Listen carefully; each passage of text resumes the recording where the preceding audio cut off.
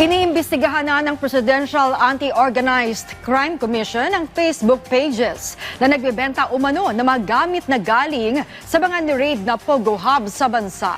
Yan ang ulat ni Noel Talakay. Nagkalat ngayon ang iba't ibang Facebook pages na nagbebenta ng mga gamit na galing umano sa mga na-raid na Pogo Hub sa bansa. Ayon sa Presidential Anti-Organized Crime Commission o PAOC, walang problema kung nagmula ang mga binebentang gamit sa isang Pogo na walang problema sa batas. Pero ibang usapan na kung mula ang mga ito sa mga Pogo Hub na may kinakaharap na kaso sa bansa.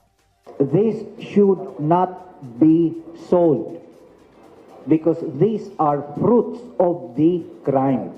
Kaya naman ayon kay Director Casio, sinusundan at sinecheck na nila isa-isa ang mga nasabing Facebook pages para matiyak kung saang Pogo Hub galing ang mga for sale na gamit.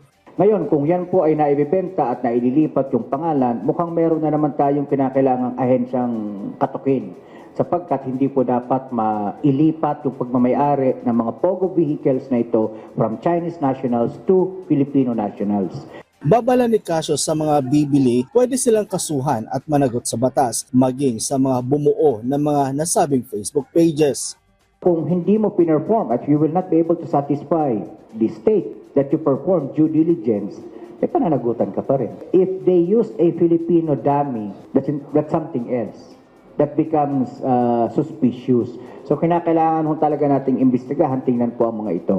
Ani Casio, kahit ang mga luxury car na mula sa mga na-raid na Pogo Hub ay hindi pa rin ani ito ibinebenta kung saan-saan dahil pagmamayari ito ng gobyerno na kalaunan ay isinasama sa mga public auction. Batay sa datos ng PAOC, nasa 134 luxury vehicles ang nasa kanilang kustodiya mula sa mga na-raid na illegal na Pogo sa bansa.